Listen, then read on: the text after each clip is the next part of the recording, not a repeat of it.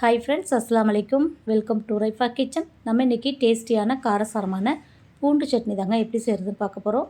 வீடியோக்குள்ளே போகிறதுக்கு முன்னாடி நம்ம சேனலுக்கு இப்போ தான் ஃபஸ்ட் டைமாக வந்திருக்கிறீங்கன்னா ப்ளீஸ் நம்ம சேனலை சப்ஸ்கிரைப் பண்ணிக்கோங்க. வாங்க இப்போ வீடியோக்குள்ளே போகலாம்.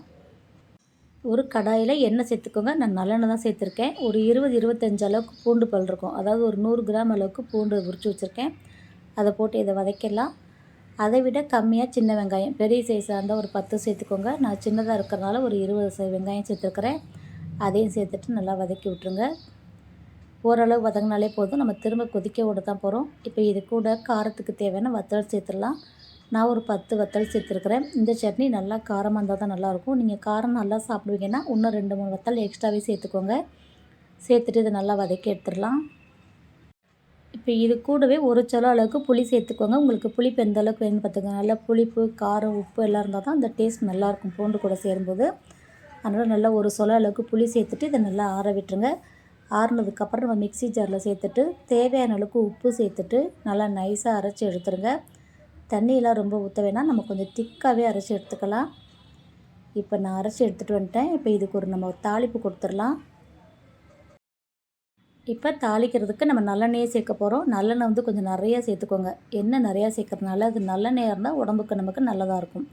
இப்போ எண்ணெய் சூடானதும் கடுகு போட்டுக்கோங்க. கூடவே உளுத்தம் பருப்பு சேர்த்துட்டு கருவேப்பிலை சேர்த்துக்கோங்க. சேர்த்துட்டு நம்ம அரைச்சி வச்சுருக்க சட்னி இது கூட சேர்த்துடலாம். சேர்த்து நல்லா பரட்டி விட்டுக்கோங்க. மிக்ஸி ஜாரில் கொஞ்சமாக தண்ணி சேர்த்து அலசிட்டு அதையும் இது கூட சேர்த்துடலாம். சேர்த்துட்டு இது நல்லா கொதிக்க விட்டுருங்க. நல்லா கொதித்து எண்ணெய் பிரிஞ்சு வரணும். அப்படியே சட்னி நல்லா திக்காக லேகி மாதிரி வந்துடும். நல்லா எண்ணெய் பிரிஞ்சு நிற்கும்போது நமக்கு காரமும் ரொம்ப தெரியாது, நல்லா டேஸ்ட்டாக இருக்கும். இப்போ நல்லா கொதிக்குது பாருங்கள். இந்த மாதிரி எண்ணெய் பிரிஞ்சு வருது இல்லையா, மறுபடியும் இதை மிக்ஸ் பண்ணி விட்டுட்டு மறுபடியும் எண்ணெய் பிரிஞ்சு வரப்போ அப்படியே நல்லா பிரிஞ்சு லேகிய மாதிரி திக்காக வரணும்.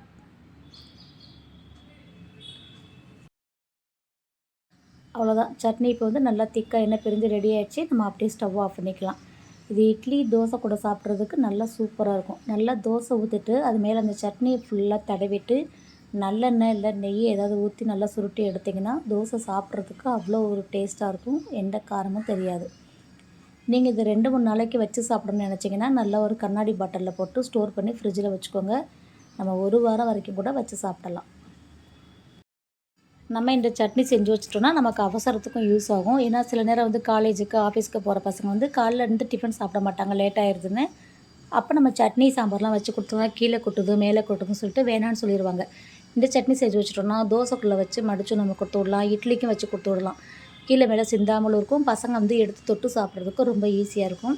நல்லா கண்டிப்பாக செஞ்சு வச்சுக்கோங்க. நமக்கு யூஸ்ஃபுல்லாக இருக்கும். ஒரு 2 நாளைக்கு கூட நம்ம வச்சு இதை உபயோகிக்கலாம். ஒரு நாள் இட்லி, ஒரு நாளைக்கு தோசைக்கு கூட வச்சு நம்ம கொடுத்துடலாம். நல்லெண்ணெய் சேர்த்துருக்கோம் இல்லையா, கெட்டு போகாது. அவ்வளோதாங்க, நல்ல காரசாரமான டேஸ்டியான பூண்டு சட்னி எப்படி செய்கிறதுன்னு பார்த்துட்டோம். கண்டிப்பாக இந்த சட்னி ரெசிபி உங்களுக்கு பிடிச்சிருக்குன்னு நினைக்கிறேன். பிடிச்சிருந்தா நீங்களும் ட்ரை பண்ணி பாருங்கள். வீடியோ பிடிச்சிருந்தா லைக் பண்ணுங்கள், நிறையா ஷேர் பண்ணுங்கள். அப்படியே நம்ம சேனலை சப்ஸ்கிரைப் பண்ணாமல் பார்த்துட்டு இருந்தீங்கன்னா ப்ளீஸ் சப்ஸ்கிரைப் பண்ணிவிட்டு அப்படியே பக்கத்தில் இருக்கிற பெல் பட்டனையும் தட்டி விட்டுக்கோங்க.